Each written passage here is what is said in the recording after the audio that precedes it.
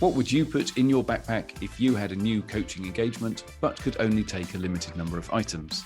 Each week, the Coach's Backpack looks at the multifaceted world of coaching and asks a new guest to tell us what they would take with them and why. I'm David Lowe, and this week we're taking a peek inside the backpack of Jiten Vara. Welcome, Jiten. Hi, David. So let's start off by asking you to describe what you do in under 20 words. I'm a business coach and trainer by day, David, but by night I'm a personal fitness coach, an online personal fitness coach. Thank you very much. Okay, well, look, here is the concept. You've been asked to coach a new client, but are limited to what you can take with you. So don't worry, you've got the essentials, you've got your clothes, you've got your gym kit, you've got your toothbrush and your selection of protein shakes.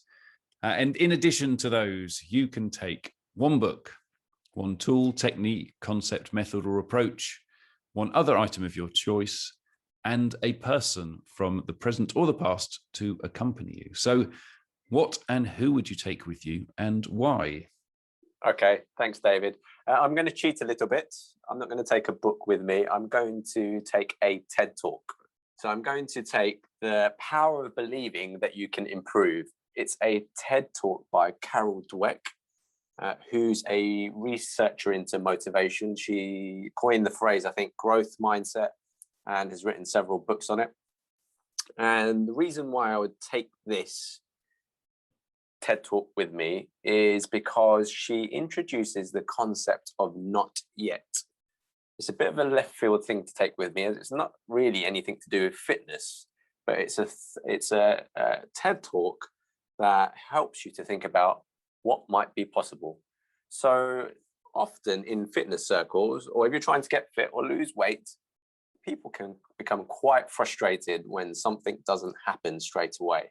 When they don't see results, they may end up giving up and going back to their maybe more unhealthier lifestyles. The not yet concept is really a powerful way of thinking about, okay, I haven't achieved my goals yet, but there's still possibilities to come. And lots of research has shown that taking this not yet type approach helps you to change more effectively in the long run. And so it's really, really useful when you're looking to improve your fitness or reduce your weight or change your body composition in some sort of way. Interesting. Okay, we'll put a link to this video in the show notes as well. So where are we going next then, Jim?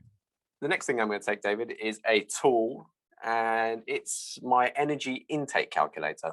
Okay, sounds very Star Trek.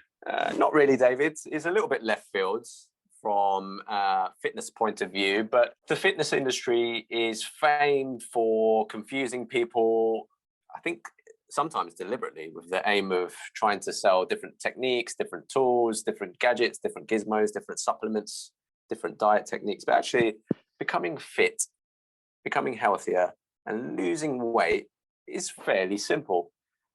The most difficult thing is the mindset, but hopefully Carol Dweck's concept of not yet will help with that.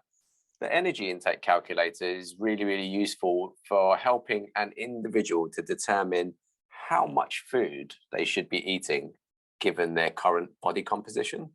So if an individual's goal is to lose weight, the energy intake calculator will help them to understand how much food should they eat for them to effectively lose weight, but still remain healthy, and vice versa. If you're looking to gain weight or looking to gain muscle or get ripped, as lots of people would like to do, then again, the energy intake calculator would help that individual to understand how much they should eat, how much protein they should eat, how much carbs, and how many fats, which is often quite important for a particular individual. And it demystifies what can be quite a cloudy area in the fitness industry. So it sounds like you're not suggesting that people have a specific diet. You've got some freedom as long as you fit within the confines of whatever this calculator tells you to have. That's absolutely correct, David. So I frequently eat chocolate as part of my diet. I frequently eat ice cream as part of my diet as well. And lots of the clients that I work with, I encourage them to eat what they like eating.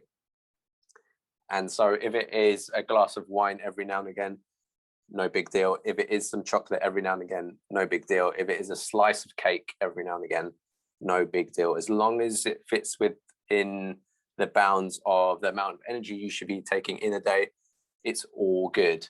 I would, of course, in general, recommend a healthy diet with lots of fruits and vegetables and whole foods. But hey, we're living in the modern world, and from time to time, it's definitely okay to treat yourself to the things that you like. David, I think it's really important to add that all of this should be really enjoyable to the individual. Often people struggle with getting fit, getting healthier, because they do undertake a crash diet or they do undertake some extreme exercise regime, and it's really not sustainable. So it's really important to enjoy the food that you eat and really enjoy the types of exercises that you do.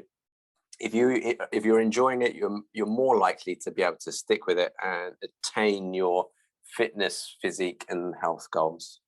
So I'm picking up that it's not just about the workouts, and it's not just about the nutrition. So how would you describe what you're focusing on as a fitness coach? Really good question, David. The thing that I'm really focusing on is the mindset side of things. So I'm a professional coach outside of the fitness industry as well. As I mentioned, I'm a business coach by day. And a lot of those sorts of approaches to getting people to change and adapt behaviors is something that I bring into my fitness coaching as well. And this is really where the concept of not yet really is a crucial element of the coaching process.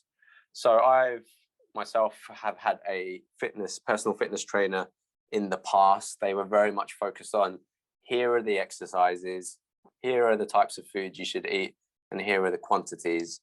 But if I'm honest, it felt a bit too transactional. It felt a bit too regimented, and it didn't take into account all of the other things that are going on in our lives. It didn't take into account all of the other goals that we might have in our lives as well. And so the service that I aim to provide is much more of a holistic approach. The fitness and health element is just one part of it. The mindset, your life's goals, what you want to achieve, and in general, how you would like your life to look like is another aspect of my coaching, because I wholly and truly believe that they are intrinsically linked together. If we're to be successful in one part of our lives, it means that we would need to be successful in the other parts of our lives as well. So health and fitness is one part, living your life to the full is the other part. So one thing I've noticed from doing this podcast with the different types of coaches that have come on it is that some are more directional than others. And I know in your business coaching, you're very much focused on the client or the organization being the ones who are deciding what they're doing and not giving explicit direction of what to do. Yes, it's true. So how directional are you in the fitness side? I'm a mixture of the two, or I oscillate in that spectrum from being direct to non-direct. When it comes to the fitness element side of things, such as what exercises to do, what the regimes should look like, how much the individual should eat, maybe the types of things that would benefit them if they ate that particular food, I'm more directive. Of course, I listen to the client. For example, if they are only available to work out 3 days a week, but I'm suggesting they work out every day, then of course that's not going to work. If I tell them that they should eat broccoli, but they really hate broccoli, then that's not going to work. So of course I listen to their needs as well. But in that aspect, I'm much more directive. But when it comes to the much more holistic side of things, such as what really are the goals of the client beyond the health and fitness, or what difference is that health and fitness going to make in their lives, then it oscillates to the other end of the spectrum, where it is really client focused. The opportunities and bounds of that conversation are much wider, and it is really the client at that point in time leading that part of the conversation, and I'm just here as a partner helping them to think about the possibilities. And going back to Carol Dweck, it might not have happened yet, but what is possible, and so I'd work in partnership with them at that point. Got it. Good. Okay. Well, you've got another item still to pick and the person to choose. So what are you going for next? David, I'm going to choose an item that's much more related to the fitness industry. I'm going to go with a tape measure, cloth tape measure. And the reason being is that it's really, really important to track how you are progressing. And a tape measure is a cheap way of doing that. Can get that from anywhere online in your local grocery store or supermarkets. Probably be able to pick one up for a few pounds or a few dollars, if that.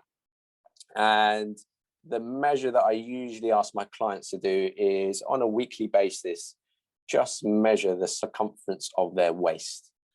So typically a client will come to me and they would say, Jit, I want to look great for the summer.